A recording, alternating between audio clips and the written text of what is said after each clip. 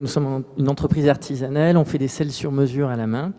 On a commencé en 2010 à 4 dans un garage et on est 110 aujourd'hui. Donc on Dans le s'est même beaucoup garage? développé sans... Dans le même Non. garage?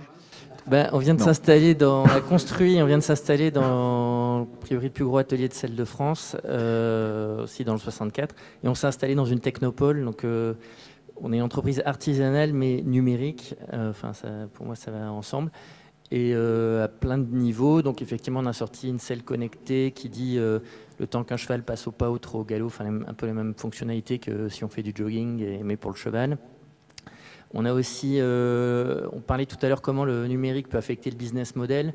On a lancé une marque concurrente de notre première marque. La première marque s'appelle Voltaire Design et là c'est Rebelle Cellier qui a un business model qui profite, bon, enfin on vend direct sur Internet uniquement en coupant les coûts, enfin un peu un business model à la Warby Parker, un fabricant de lunettes aux États-Unis, adapté au monde des selles.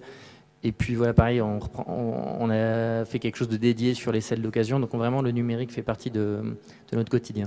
Et depuis le début Oui, depuis le début, dès le début, les outils qu'on a pris, c'était des outils de notre époque. On s'est créé en 2010, donc on n'a pas pris des outils de 2008. On a tout qui est toujours sur le cloud.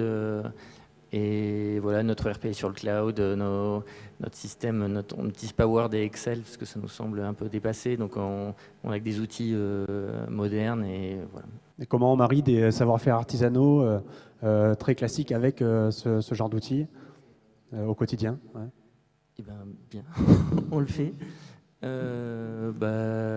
C'est que c'est dans notre ADN, donc on aime fabriquer, on aime découper du cuir, mais on aime aussi essayer d'être le plus moderne possible pour s'adapter au marché. À quel type d'outils faites-vous appel? Des outils d'organisation, des outils de planification?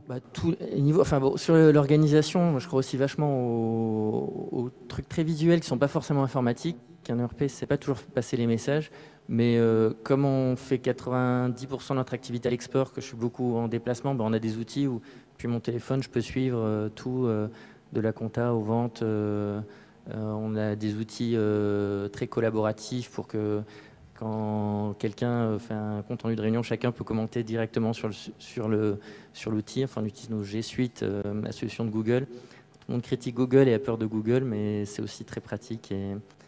Alors vous, c'est pas le cas. Vous utilisez à fond ces outils-là? Oui, et d'ailleurs, je voulais rebondir en donnant un peu mon point de vue d'entrepreneur sur la question qui a été posée tout à l'heure. Qu'est-ce qu'on fait si le laboratoire Zeodis et Google s'associent ensemble?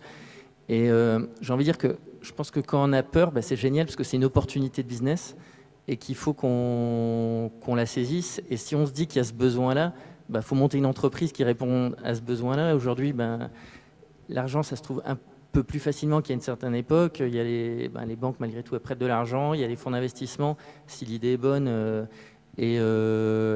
Pourquoi nous, on ne ferait pas notre champion français qui, à la place de Google et Zeodis, et qui demain sert les agriculteurs en France et puis aussi aux États-Unis. Et voilà, voilà, quand on a peur, c'est une opportunité. Merci, je crois que c'est une belle conclusion pour Limoges. Merci Brice Goguet.